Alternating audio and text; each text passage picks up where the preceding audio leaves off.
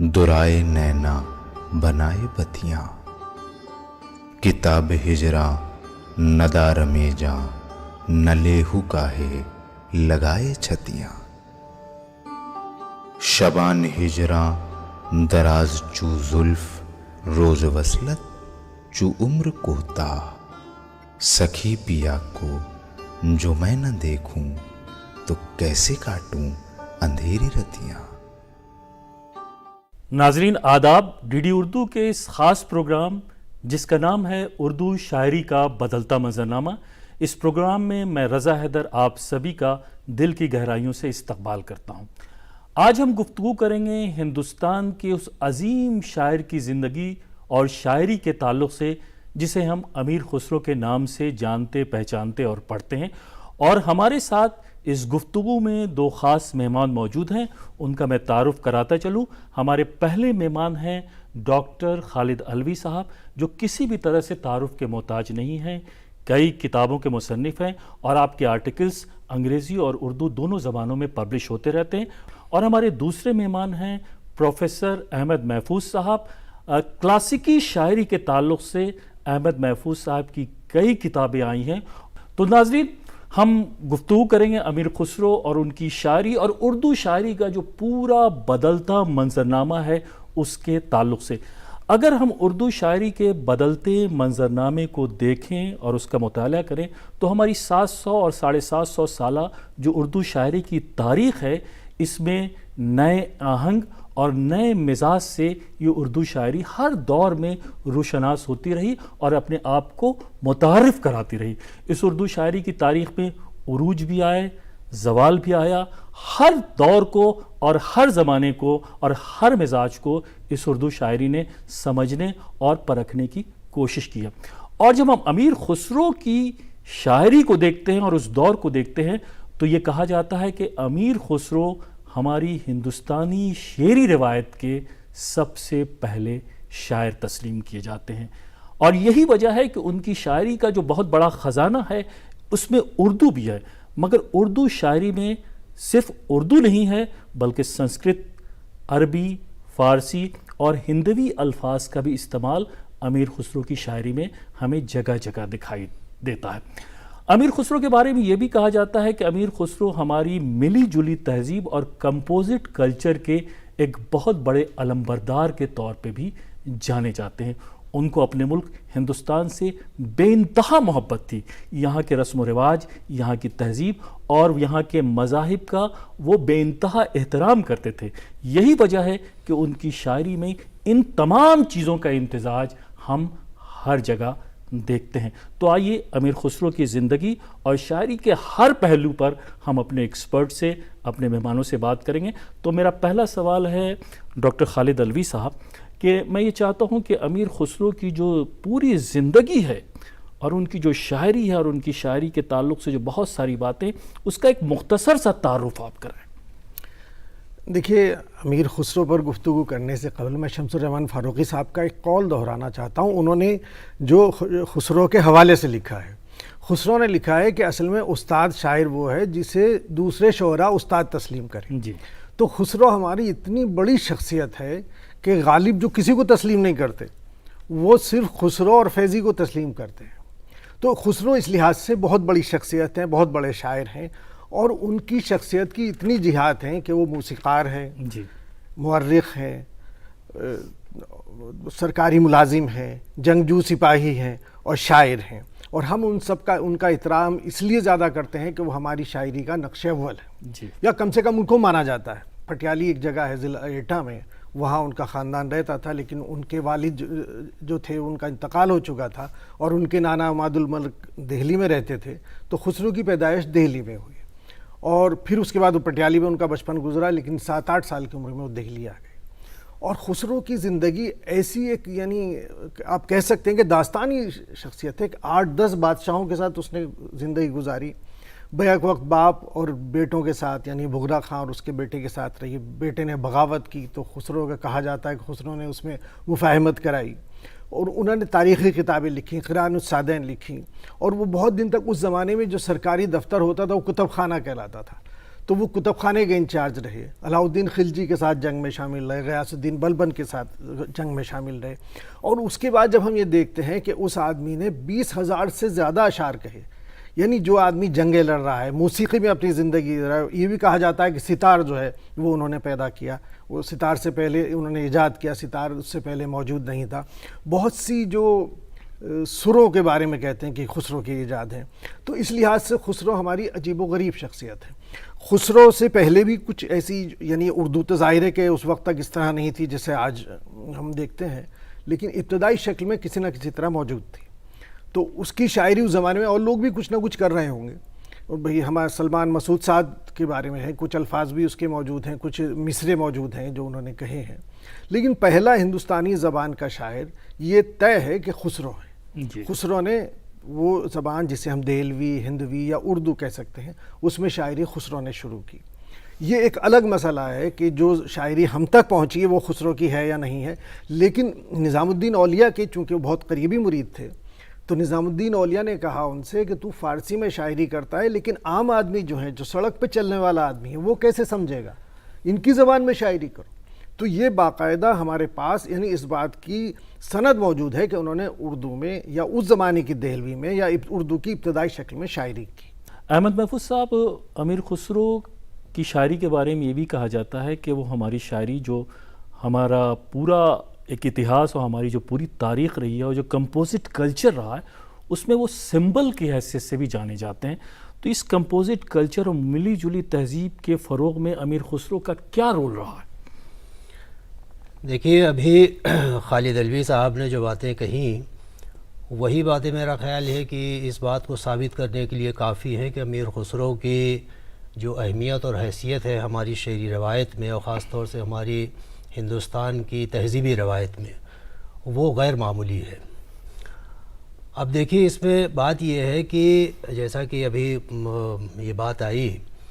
کہ خسرو ہماری شعری روایت کا خاص طور سے، یعنی چونکہ خسرو جو ہے بنیادی طور پر تو فارسی کے شاعر ہیں، اور فارسی میں انہوں نے اتنا کہا ہے کہ اس کی مثال کم از کم ہمارے ہندوستانی دوسرے جو فارسی شعراء ہیں ان کے یہاں بہت کم نظر آتی ہے۔ لیکن اسی کے ساتھ ساتھ یہ بھی ہے، جس کی طرف ابھی اشارہ بھی کیا خالد صاحب نے، کہ خسرو کی پوری جو شخصیت ہے اور خاص طور سے ادبی اور شعری جو شخصیت ہے اس میں اتنی رنگا رنگی ہے، اتنے پہلو ہیں، اور ان پہلوؤں کا تعلق جو ہے وہ ہماری ہندوستان کی جو تہذیب ہے، جو ہمارے کلچر ہے، جس میں جیسا بھی بات آئی کہ موسیقی اور یہاں کے رسم و رواج، یہاں کے تہوار۔ بھائی خسرو نے تو جو اپنی مشہور مثنوی نوح سپہر ہے فارسی میں، اس کے پورے تیسرے چیپٹر میں، اس پورے چیپٹر میں ہندوستان کی ثقافت، ہندوستان کی تہذیب، یہاں کے رسم و رواج، یہاں کے تہوار، یہاں کی زبانیں، یہاں کے مذاہب، ان کی جیسی تشریح کی ہے، جیسی تحسین کی ہے، اور اس کے بارے میں جس طرح کے تعریفی اور تحسینی کلمات بیان کیے ہیں، رکھے ہیں، کہ اس سے اندازہ ہوتا ہے کہ خسرو کو اپنے ہندوستانی کلچر، اپنے ہندوستانی تہذیب سے کتنی گہری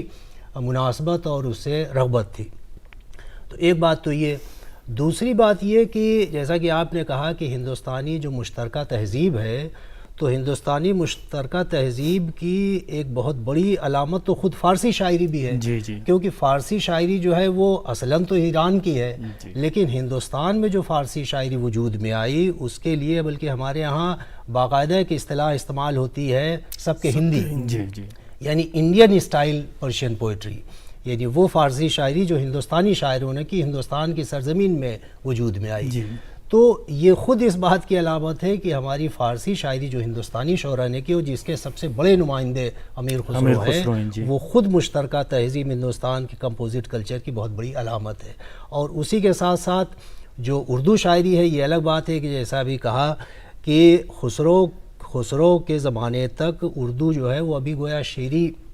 زبان کی سطح تک نہیں پہنچی تھی، بول چال کی زبان میں ظاہر ہے کہ اردو بہت تھی اور وہی بولی جاتی تھی، وہی سمجھی جاتی تھی، لیکن ادبی اور شعری جو حیثیت حاصل تھی وہ فارسی کو حاصل تھی۔ تو ایسے میں خسرو نے جو ہندوی، یا چونکہ اردو کا قدیم نام جو ہے وہ ہندی یا ہندوی ہے، تو خسرو نے جو ہندوی کلام کہا بھی ہوگا اس کو اسی لیے محفوظ نہیں رکھا کہ گویا اس کی حیثیت جو بہت ضمنی تھی، اور خاص طور سے خسرو کے جو مرشد پیر نظام الدین اولیاء، ان سے جو ان کو لگاؤ تھا، محبت تھی، اس کی وجہ سے بھی خسرو نے جو بہت سا کلام اس طرح کا کہا ہوگا تو وہ عام طور سے اپنے دوستوں اور احباب میں سنایا ان کو، اور وہی چیزیں جو ہیں وہ بعد کے زمانے میں سینہ بسینہ ہوتی چلی وہ آج تک ہمیں آج تک چلی آ رہی ہیں، جی۔ لیکن آج بھی ہم وثوق کے ساتھ نہیں کہہ سکتے کہ یہ کلام جو ہے وہ واقعتاً خسرو کا ہے، جی منسوب ہیں چیزیں۔ جی جی تو خالد علوی صاحب، خسرو پہ آپ کی تقریریں بھی ہم لوگوں نے سنی ہیں، مضامین بھی آئے، تھوڑا سا یہ ایک ریسرچ کا موضوع ہے کہ انہیں ان کے جہاں بہت سارے خطابات ہیں، القابات ہیں، انہیں طوطی ہند کہا گیا، انہیں اردو شاعری کا معمار اول بھی کہا گیا۔ تو یہ جو معمار اول، اس کا مطلب ہے کہ اردو شاعری کی ابتدا ہی ان سے ہوئی، تو اس کے بارے میں آپ کی کیا ریسرچز ہے؟ دیکھیے یہ بات صحیح ہے کہ ہمارے اردو، نہ صرف اردو والے بلکہ ہندی والے بھی، ہندی والے انہیں ہندی شاعری کا معمار اول مانتے ہیں۔ تو کسی شخصیت کے بڑا ہونے کا ایک مثال یہ بھی ہے، بھئی ہمارے سامنے بہت سارے شاعر ایسے نہیں ہیں جنہیں ہم دوست زمانے کے لوگ مانتے ہوں، لیکن خسرو کے ساتھ یہ ہے کہ مثنوی نور سفیر میں جیسے ابھی محفوظ صاحب نے کہا کہ انہوں نے نہ صرف ہندوستانی زبانوں کا تعارف کرایا بلکہ 12 زبانوں کے باقاعدہ نام لکھے ہیں، اور اس میں یہ جو ہماری زبان ہے اردو یا ہندی جسے کہتے ہیں ہندوی، اس کو انہوں نے دہلی زبان کے نام سے کہا ہے، اور غریت الکمال کے دیباچے میں انہوں نے لکھا ہے کہ میں نے ہندوی یعنی اس میں دہلوی زبان میں جسے ہم آج اردو کہہ رہے ہیں، اس وقت ظاہر ہے کہ نہ اردو نام تھا نہ اردو زبان کی شکل تھی، اس میں انہوں نے شاعری کی، اور جیسا کہ میں نے ابھی عرض کیا کہ نظام الدین اولیاء کے اشارے پہ انہوں نے یہ شاعری کی، اور انہوں نے کہا کہ میں نے جزوے چند یعنی جو شاعری کی وہ دوستوں میں بانٹ دی، کچھ تھوڑی شاعری تھی۔ میں ایک اور مثال دیتا ہوں کہ مرزا مظہر جانے جانا نے جب اردو میں شاعری شروع کی تو ان کے شاگرد تھے طابہ صاحب، عبدالحی طابہ، انہوں نے کہا حضور یہ زبان آپ کے قابل نہیں ہے، تو عام لوگوں کی زبان ہے، آپ تو فارسی میں کہا کیجئے۔ ان سے 600-700 سال کے بعد اس وقت جب خسرو اردو میں شاعری کرتے ہیں بغیر کسی احساس کم طریقے، تو میں بار بار اردو ایک کنفیوزنگ لفظ ہے اس زمانے کے لحاظ سے، ہم کہتے ہیں اس زمانے کی ہندوستانی یا ہندوی زبان میں، تو یہ ان کے سامنے کچھ مقاصد ہیں کہ وہ عام لوگوں تک پہنچنے کی کوشش کرتے ہیں۔ اچھا، چونکہ بہت سے لوگ، شبلی نعمانی نے لکھا ہے کہ انہوں نے جتنا فارسی کا کلام کہا اس سے کہیں زیادہ اردو کا کہا، اور ہمارے پاس بہت ساری ایسی مثالیں ہیں، لیکن میں یہ سمجھتا ہوں کہ اتنا کلام نہ کہہ سکتے تھے اردو میں، نہ انہوں نے کہا، اور نہ اس کو اہمیت دی، نہ انہوں نے اس کو محفوظ رکھا، ورنہ اگر کوئی آدمی کسی زبان میں 20,000 سے زیادہ شعر کہتا ہے تو اس کے محفوظ نہ رکھنے کی وجہ کیا ہے کہ جبکہ انہوں نے تمام فارسی شاعری کو محفوظ رکھ لیا۔ لیکن یہ ضرور ہے کہ کچھ کلام جو ان کا ہم تک پہنچا ہے، اس کی ابتدائی شکل ممکن ہے کسی نہ کسی صورت میں انہوں نے کہی، چونکہ 700 سال 800 سال تک جو چیز محفوظ نہیں رہی۔ دیکھیے تقی عہدی نے جو پہلی بار ہمارے پاس اپنے تذکرے میں ان کا حوالہ ملتا ہے تو کسی ہندوی کلام کا نہیں ملتا۔ قائم نے اپنے تذکرے میں مخزن نکات میں زحال مسکی مکن تغافل والی غزل پہلی بار دی خسرو کے نام سے، لیکن قائم ہوئے، میر ہوئے، یہ لوگ محقق نہیں تھے، خود قائم کے لاتعداد اشعار سودا کے نام سے منسوب ہیں۔ تو یہ لیکن سنی سنائی باتوں میں دیکھیے ہر آدمی محقق نہیں ہو سکتا، وہ آج بھی ہم کرتے ہیں۔ دیکھیے غالب کے بہت سارے اشعار غالب کے نام سے منسوب ہیں، تو جو ہمارے سامنے، میں اور ایک مثال دیتا ہوں، داغ کے سامنے قوال نے غزل پڑھی کہ علاج درد دل تم سے مسیحا ہو نہیں سکتا، تم اچھا کر نہیں سکتے، میں اچھا ہو نہیں سکتا۔ تو داغ نے پوچھا کس کی غزل ہے؟ اس نے حضور آپ کی ہے۔ کہ کہاں پڑھی تم نے؟ تو اس نے گلدستہ دکھایا۔ داغ نے اس غزل پہ چار پانچ اشعار اور کہہ کے رات کو مشاعرے میں پڑھ دی،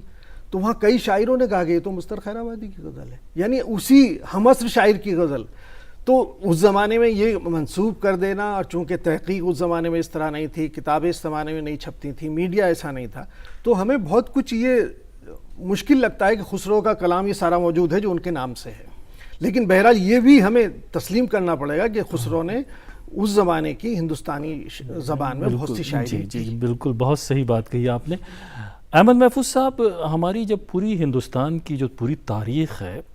اس تاریخ میں کثرت میں وحدت کا تصور جو ہے وہ ہمیں بہت ہی نمایاں طور پر دکھائی دیتا ہے، اور امیر خسرو کی جو پوری زندگی اور شاعری ہے اس میں یہ جو لفظ ہے کثرت میں وحدت، اس کا عکس، اس کا ریفلیکشن بھی ہمیں دکھائی دیتا ہے۔ تو اس کے بارے میں آپ کیا سوچتے ہیں، آپ کا کیا خیال ہے؟ ہاں، یہ میرا خیال یہ ہے کہ امیر خسرو کے تعلق سے یہ بہت اچھا نکتہ ہے اور بہت اچھا پہلو ہے، بہت بامانی اس لیے بھی کہ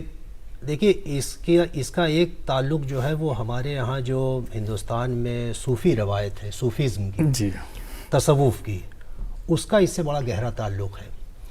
اس لیے کہ ہمارے یہاں جو تصوف کی روایت رہی ہے وہ اس کی بنیاد ہی اس بات پر ہے کہ مختلف مذاہب کے لوگ، مختلف عقائد کے ماننے والے لوگ، مختلف فکر و خیال رکھنے والے لوگ جو ہیں وہ گویا سب ایک ہیں، ان میں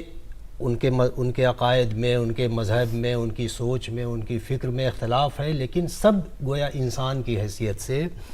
یا خدا کے بندے کی حیثیت سے سب ایک ہیں،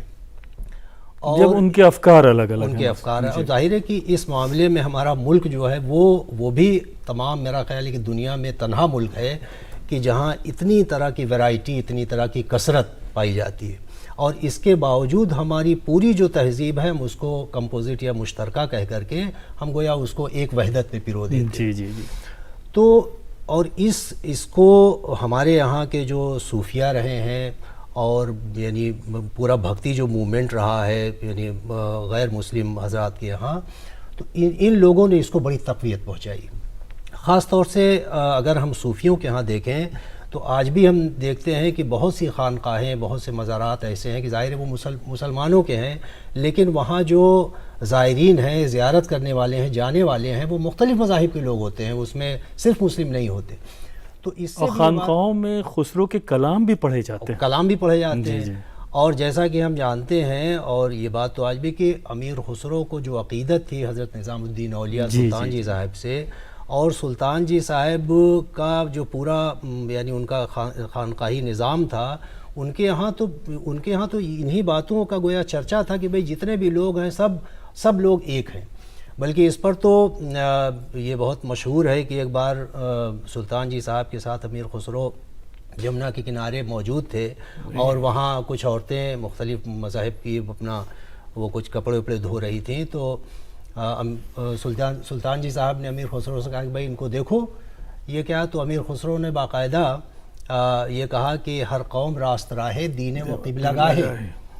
اور یہ کہے کہ پھر دوسرا مصرع کہا کہ من قبلہ راست کردم بر طرف کج کلا ہے، بہت یعنی گویا یہاں جتنے بھی ہیں یہ سب کے اپنے اپنے مذہب ہیں، اپنے اپنے عقیدے ہیں، اور سب لوگ اپنے اپنے عقیدے کے لحاظ سے اپنا قبلہ درست کیے ہوئے ہیں، لیکن میرا قبلہ جو ہے وہ تو گویا میرے مرشد آپ ہیں، تو اس لیے میں نے اپنا قبلہ آپ کی طرف کر لیا۔ ڈاکٹر خالد علوی صاحب کثیر الجہاز شخصیت کے مالک تھے، ڈائمنشنز ان کی زندگی میں کئی پہلو نکلتے ہیں، اردو شاعری کے معمار اول، فارسی میں بھی کئی شاعری، لیکن ان کے بارے میں یہ بھی ہے کہ ہماری جو کلاسیکی موسیقی ہے اس کے فروغ میں بھی امیر خسرو نے بہت ہی اہم رول ادا کیا ہے کلاسیکی موسیقی کے تعلق سے، اور بہت سارے اس میں پیپرز بھی پبلش ہوئے ہیں، کتابیں بھی آئی ہیں، تو کلاسیکی موسیقی کے فروغ میں جو خسرو کا ایک کنٹریبیوشن اور ایک رول ہے اس کے اوپر آپ کچھ اظہار خیال وحید مرزا نے خسرو پر لندن سے پی ایچ ڈی کی تھی، جی ان کی انگلش میں اس پہ کتاب چھپی ہے، ان میں باقاعدہ ایک چیپٹر ہے موسیقی اور خسرو پہ، تو انہوں نے یہ کہا ہے کہ ستار کی ایجاد امیر خسرو نے کی ہے، اور بہت سے راگنیوں کی ایجاد امیر خسرو نے کی ہے، اور چونکہ سلطان جی کی درگاہ کا معاملہ تھا تو وہاں پہ باقاعدہ یعنی ایک سلسلہ ہے صوفیہ کا کہ جس میں نہ صرف موسیقی سننی جائز ہے بلکہ اس کے لیے باقاعدہ احترام کیا جاتا ہے، اہتمام کیا جاتا ہے، تو اس لیے محفل سماع کا، اور اس سے پہلے یہ کہا جاتا تھا کہ دیکھیے موسیقی میں صرف دف یعنی ایسی چیزیں سنی جا سکتی ہیں جو ایک طرف سے بند ہو، یعنی ڈھولک، اور دوسرے پر پابندی تھی، لیکن اس طرح ان لوگوں میں اس طرح کی کوئی پابندی نہیں، اس میں باقاعدہ موسیقی کا اہتمام ہوتا تھا، تو ظاہر ہے کہ خسرو کا اس میں بہت بڑا رول تھا، اور ستار اس میں چونکہ عربی لفظ ہے جس میں 30 کے معنی میں اس میں 30 تار ہوتے تھے، اور چونکہ خسرو عربی فارسی یہ سب جانتے تھے تو ہمیں لگتا ہے کہ نام بھی انہوں نے ہی دیا ہوگا، اس کے کوئی باقاعدہ ہمارے پاس سند نہیں ہے، تو لیکن ستار کی ایجاد میں سمجھتا ہوں کہ موسیقی کے لیے بہت بڑی انقلابی ایجاد ہے۔ دیکھیے ابھی جیسے بات کہی ہر قوم راست رائے کی، خسرو ہی کا ایک شعر ہے کہ گفتم بحرم محرم ای خانہ کدام است، میں نے خانہ کعبہ سے پوچھا کہ تیرے اپنے کون سے ہیں، تو آہستہ بمن گفت کہ بیگانہ کدام است، اس نے آہستہ سے کہا کہ بیگانہ ہی کون ہے، تو یہ جو ایک وسیع مشربی تھی جو صوفیہ کے ہاں تھی، نظام الدین اولیاء کی درگاہ میں باقاعدہ ہولی کا رنگ کھیلا جاتا تھا، آپ یہ دیکھیے کہ عام ہندوستانی سے قریب ہونے کی ساری کوششیں ان لوگوں میں موجود تھیں. جو اچھا سیکولرزم کا وہ تصور جو آج ہم بڑا اسے یورپین تصور مانتے ہیں یا کہتے ہیں کہ اکبر کے ہاں ہوا. آپ یہ دیکھیں کہ علاء الدین خلجی پہلا شاعر ہے جس نے مذہب کو سیاست سے باقاعدہ اعلان کر کے الگ کیا. اور مجھے دیکھیے ہمارے پاس بہت سی چیزوں کی سند نہیں ہے لیکن مجھے یہ ماننے میں کوئی آر نہیں ہے کہ اس میں امیر خسرو کا کوئی نہ کوئی رول موجود ہوگا کہ چونکہ وہ عام آدمیوں سے جوڑتے تھے اور آبزرویشن ان کا عجیب و غریب تھا. ایسا آپ یہ دیکھیے کہ وہ عام آدمی، آپ دیکھیں ہندوستانیوں کی عادت ہے کہ پانی ہاتھ سے پیتے ہیں. وہ شعر میں کہتا ہے کہ درہیں اب لہی ہندوانے کلال بدست آب نوشن باسط سے فال. 100 پیالے رکھے ہوئے ہوں گے تو ہندوستانی ہاتھ سے پانی پیتے ہیں. تو وہ عام آدمیوں سے اتنا جڑا ہوا آدمی تھا، اتنا وابستہ تھا. وہ آپ نے فارسی کے بھی بہت سارے اشعار کوٹ کیے. احمد محفوظ صاحب، اردو شاعری میں تو ایک کنٹریبیوشن ہے لیکن جو ہماری فارسی شاعری ہے اس کے فروغ میں امیر خسرو کا کیا رول رہا، اور جو پورا ایک فارسی ادب ہے، فارسی کے جو ممالک ہیں اس میں امیر خسرو کی شاعری کا کہاں پہ ہم اس امیر خسرو کی شاعری کو دیکھتے ہیں؟ امیر خسرو کا ذکر ہو اور فارسی شاعری، فارسی روایت، فارسی ادب کا ذکر نہ ہو، اور بلکہ بھی شروع میں اپنے گفتگو میں خالد صاحب نے جو اشارہ کیا تھا کہ امیر خسرو تو ہماری ہندوستان کی فارسی شعری روایت میں اس مقام پر ہیں کہ جہاں کوئی دوسرا شاعر پہنچا ہی نہیں. اور اس کی وجہ یہ ہے کہ بلکہ میں تو یہ کہوں کہ غالب جو جلدی کسی کو خاطر میں نہیں لاتے، غالب بھی امیر خسرو کے آگے سر تسلیم خم کرتے ہیں. لیکن فیضی کے بارے میں وہ بھی کہہ دیتے ہیں ایک جملہ کہ فیضی کی بھی کبھی کبھی ٹھیک نکل جاتی ہے. گویا فیضی کے یہاں بھی گویا غالب کی نظر میں یہ ہے کہ صاحب فیضی جو ہیں ان کے یہاں بھی، لیکن امیر خسرو کے بارے میں وہ کہتے ہیں غالب کہ صاحب امیر خسرو جیسا شاعر اور فارسی دانی اور فارسی کی شاعری اور فارسی کا کلام جو ہے اس کا کوئی جواب نہیں. تو یہ بات خود اپنے آپ میں اتنی غیر معمولی ہے، اتنی بڑی بات ہے کہ خسرو جو اپنی پوری اتنی بڑی، یعنی ہندوستان میں اگر ہم فارسی شاعری کی روایت دیکھیں تو خود ہندوستان میں خسرو سے ہی یعنی 19ویں صدی تک اگر دیکھا جائے تو 600 سال ہو جاتے ہیں، اور خسرو سے پہلے بھی شعراء ہندوستان میں رہے ہیں. مثلا خسرو سے پہلے تو فارسی کے بہت بڑے شاعر مسعود شاہ سلمان، ان کے تقریباً 150 سال پہلے. تو مسعود شاہ سلمان کو اگر مان لیا جائے تو اس کے بعد سے 700 سال کے عرصے میں خسرو جو ہے وہ ہماری شعری فارسی شعری روایت میں گویا اپنی معراج کمال پہ پہنچے ہوئے ہیں. اور یہاں پھر یہ بات کہنے کی ہے کہ یہ جو ہم گفتگو یہ کر رہے ہیں کہ اردو شاعری کا بدلتا منظرنامہ، تو اردو شاعری پر فارسی شاعری کے جو اثرات ہیں اور فارسی شاعری کا جو پورا اثر اردو شاعری نے قبول کیا ہے، شعری سطح پر، زبان کی سطح پر، الفاظ کی سطح پر اور بہت سی چیزوں میں، اور پھر اس کو اردو نے ایک طرح سے جذب کر لیا. اور اس طرح جذب کیا ہے کہ آج جیسے بہت سے لوگ یہ کہہ دیتے ہیں کہ صاحب اردو شاعری میں ہے ہی کیا، سب کچھ فارسی کا ہے، تو یہ بھی کہنا بالکل غلط ہے.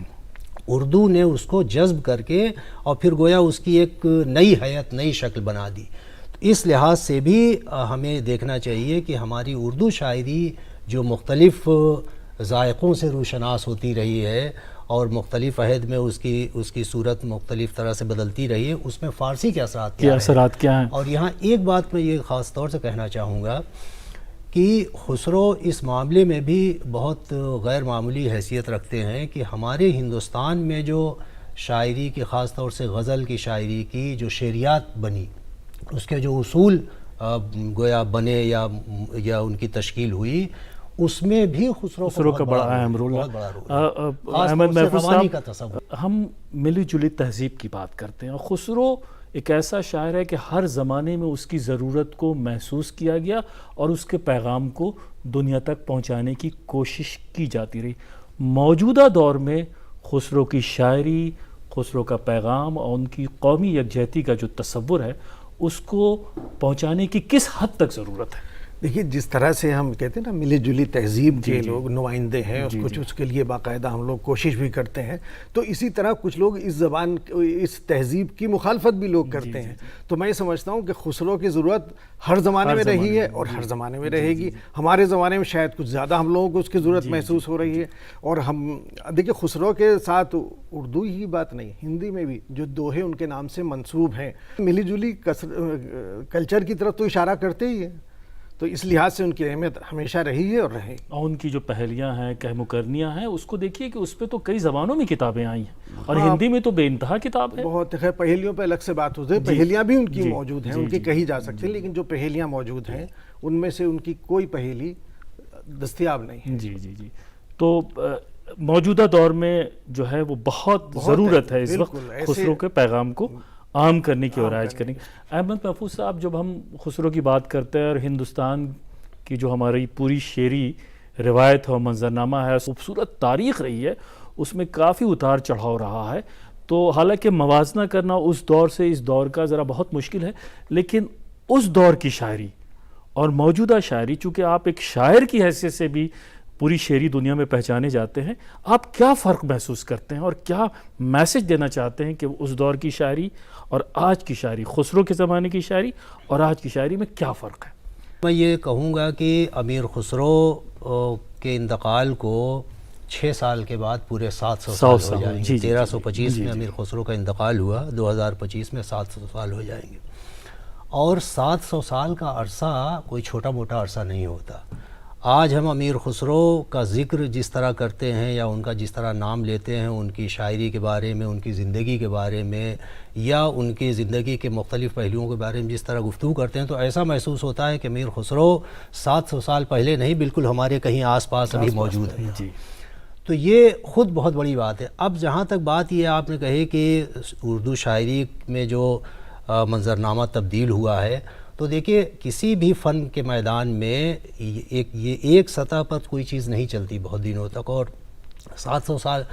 سال کا عرصہ تو بہت ہوتا ہے، بہت طویل. ہمارے ہاں اردو شاعری جو ہے، چلیے امیر خسرو سے چونکہ اس وقت تک اردو شاعری کی وہ صورت نہیں بنی تھی، لیکن پھر بھی ایک شروعاتی دور جو ہے وہ کہا جا سکتا ہے. 400-500 سال کا عرصہ دکن کو لے لیجئے، تو اس عرصے میں ہم دیکھتے ہیں کہ بہت طرح کی تبدیلیاں ہوئی ہیں. اور پھر ہماری شاعری جو ہے وہ 18ویں صدی میں گویا بام عروج تک پہنچ گئی. اس کے بعد پھر غالب کا زمانہ آتا ہے، مومن کا زمانہ آتا ہے، پھر 20ویں صدی کی شاعری ہے. 20ویں صدی میں یہ ضرور ہے کہ بہت سے نئے تصورات، نئے احساس اور نئی حیثیت، نئے رجحانات بھی بہت سے ہمارے یہاں سامنے آئے ہیں. تو اس کو دیکھتے ہوئے ہم یہ کہہ سکتے ہیں کہ ہماری نئی شاعری جو ہے وہ اپنی قدیم شاعری سے یک گنا مختلف ضرور ہے، لیکن ہماری روایت وہی ہے. روایت میں جو اس کی جڑیں ہیں وہ امیر خسرو، مسعود شاہ سلمان اور ولی اور میر اور غالب سے ہوتی ہوئی یہ روایت ہم تک پہنچی ہے. تو اپنی روایت سے جو رشتہ ہے ہمارا، وہ جس طرح سے پرانی صدیوں میں مستحکم تھا، میں سمجھتا ہوں کہ آج بھی اسی طرح رشتے کو مستحکم رکھنے کی ضرورت ہے، تاکہ ہم اپنی روایت سے پوری طرح استفادہ کرتے رہیں. بہت بہت شکریہ ڈاکٹر خالد علوی صاحب، پروفیسر احمد محفوظ صاحب. تو ناظرین، آپ نے دیکھا کہ ہم نے گفتگو کی ڈاکٹر خالد علوی اور پروفیسر احمد محفوظ صاحب سے امیر خسرو کی زندگی اور ان کی شاعری، ان کے عہد، ان کے زمانے کی تہذیب، اور ہم نے کوشش کی کہ ہر پہلو پر گفتگو ہو سکے. اور ہمارے مہمان مقررین نے، ایکسپرٹس نے پوری کوشش کی ہے کہ امیر خسرو کی زندگی اور ان کی شاعری کے ہر پہلو پر